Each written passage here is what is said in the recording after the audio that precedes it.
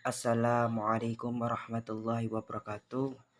Di sini kelompok 3 yang beranggotakan Alfian Indra Saputra, Lutfi Laili Maulida, dan saya sendiri Yoga Pratama akan menjelaskan sedikit tentang konsep. Pengertian konsep.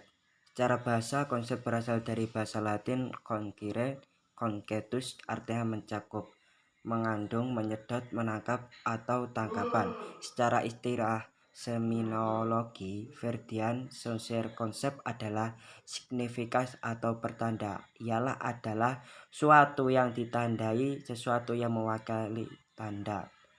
Ciri-ciri dan luas konsep. Yang pertama adalah isi. Isi pengertian adalah semua unsur yang termuat dalam suatu pengertian yang meliputi kualitas, karakteristik, dan keseluruhan arti yang mencakup dalam sebuah term. Luas. Yang kedua adalah luas.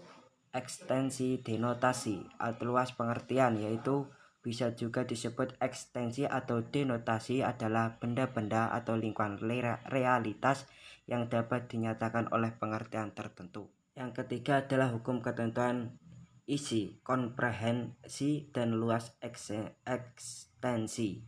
Yang pertama, semakin banyaknya isinya. Yang kedua, semakin sedikitnya isinya. Yang ketiga, apabila ekstensinya bertambah, komprehensinya akan berkurang. Contoh penerapan komprehensi dan luas mobil. Isi komprehensi bermesi, berkendara beroda 2, luas ekstensi sedan, sub, MPV, HMF, Honda Mobile.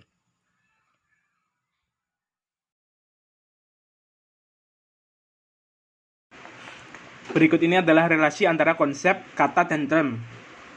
A. Konsep adalah sesuatu yang abstrak untuk menunjukkan sebuah pengertian digunakan bahasa. Di dalam bahasa, konsep diurai dengan kata. Dengan demikian, kata adalah tanda lahir atau pernyataan dari konsep atau pengertian. B. Term bentuknya tekstual, sama dengan kata. Tapi yang membedakannya term adalah bagian dari suatu kalimat yang berfungsi sebagai subjek atau predikat. S atau P. Dengan demikian, term ialah gabungan dari sejumlah kata kalimat yang terdiri dari subjek, predikat, dan kata penghubung. Kata penghubung seperti antara lain, jika, dan, oleh, dalam, akan adalah merupakan tidak terkategorikan ke dalam term. Oke. Yang jenis term menurut kuantitas objeknya. Term singular.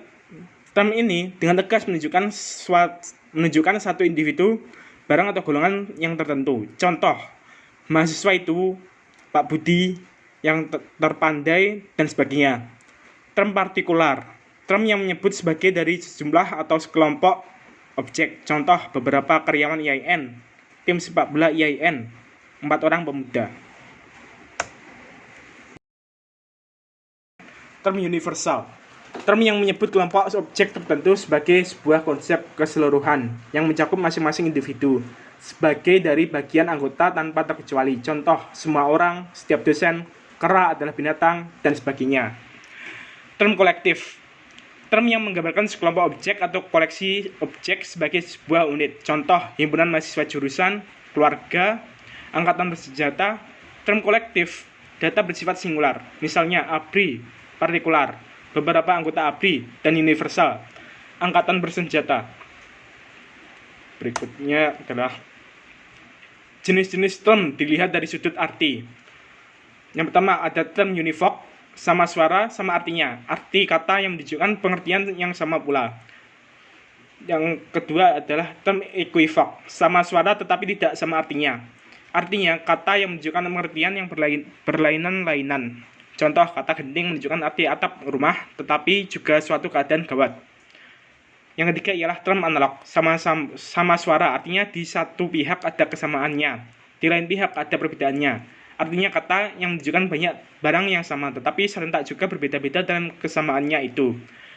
Term analog dapat dibedakan ke dalam 2 macam, yaitu atributif dan proporsional. Kalimat term kalau dilihat dari sudut isi, term konkret, term abstrak, term nihil. Jenis term menurut asas perlawanan gagasan dasarnya itu ada 3, yaitu yang pertama, term kontradiktoris,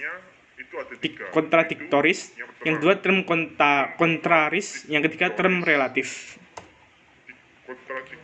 Oke, mungkin sekian dari saya. Bisa dilanjutkan dari anggota yang lain. Sekian, terima kasih. Oke, mungkin sekian dari Supensi term. Supensi term adalah ketetapan makna yang dimiliki oleh sebuah term dalam sebuah profesional atau pernyataan. Ketetapan makna berarti sebuah term memberikan makna yang tepat pada satu objek saja dan objek yang dapat diwakilkan. Supensi material adalah penggunaan term yang makna sebagaimana term itu diucapkan atau ditulis. Supensi formal merupakan penggunaan term yang sesuai dengan apa yang dimaksud atau menunjukkan pada bentuk atau formal objek yang disebut. Suposisi logis adalah penggunaan term dalam sebuah konsep dengan maksud untuk menutup akal budi dan pikiran kepada konsep yang bersifat abstrak dan selalu bersifat rasional. Suposisi real adalah penggunaan term untuk menyebut hal atau sesuatu yang di dalamnya realitanya memang benar-benar ada. Yang selanjutnya suposisi semestinya adalah penggunaan term untuk menyebut hal-hal yang sesuai dengan tempat yang benar dan selayaknya. Suposisi metaforis yaitu penggunaan term dalam kanotasis logi. Ya, kurang lebih seperti itu penjelasan dari kelompok kami. Kurang lebihnya mohon maaf. Akhiran wassalamualaikum warahmatullahi wabarakatuh.